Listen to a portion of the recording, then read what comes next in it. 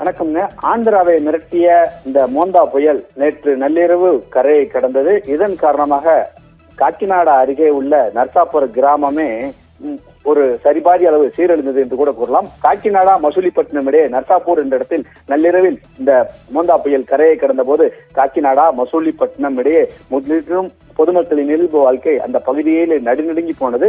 இதே நேரத்தில் அந்த பகுதியில் கடற்கரை ஒட்டியுள்ள சாலைகள் அனைத்திலுமே போக்குவரத்து தடை செய்யப்பட்டிருந்தாலும் நள்ளிரவு நேரத்தில் வாகன நடமாட்டத்தின் சாலைகள் வெறிச்சோடி காணப்பட்ட நேரத்தில் மரங்கள் வேரோடு சாய்ந்தன. அதாவது மரங்கள் வேரோடு சாய்ந்தது அருகில் மின் கம்பங்களும் சாய்ந்தன.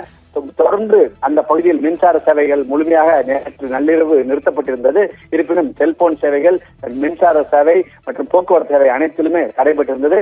தற்போது வரை இந்த கடலோர மாவட்டங்களான 12 மாவட்டங்களிலும் மிதமான மழை பெய்து கொண்டிருக்கிறது.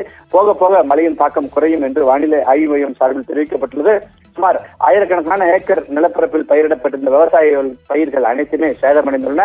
சுமார் 30,000க்கும் அதிகமான குடும்பத்தினர் பாதுகாப்பாக அப்புறப்படுத்தப்பட்டுள்ளனர். இதுவரை எந்த ஒரு உயிரிழப்பும் பதிவாகவில்லை. இருப்பினும் இந்த மோந்தா புயல் காரணமாக அந்த கிழக்கு கோதாவரி, மேற்கு கோதாவரி, காக்கிநாடா, விசாகப்பட்டினம் உள்ளிட்ட பகுதிகள் பலத்த சேதமடைந்து விவசாயிகளை பெரும் சிரமத்தில் ஆழ்த்தியுள்ளது.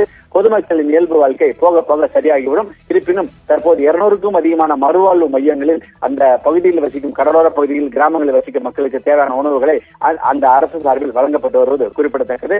தீயணைப்புத்துறை மற்றும் போலீசார் தொடர்ந்து 24 மணி நேர கண்காணிப்பு பணியில் ஈடுபட்டு வருவதும் குறிப்பிடத்தக்கது. தற்போது இந்த கிழக்கு கடற்கரை சாலையில் போக்குவரத்து ஒரு சில பகுதிகளில் தொடங்கியுள்ளது.